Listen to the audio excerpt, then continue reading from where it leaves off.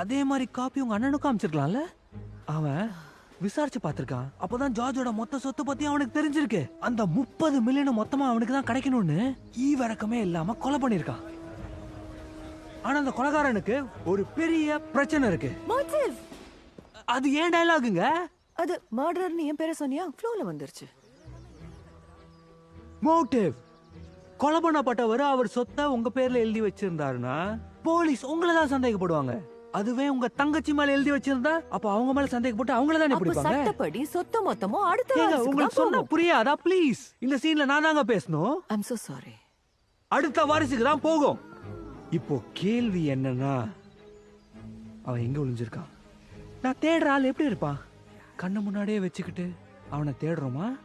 ஒருவேளை அவன் பேரை கூட மாத்திருக்கலாம். ஃபார் எக்ஸாம்பிள், சாஸ்டிட்டி கிராம்ஸ். எப்படி ரிபெக்கா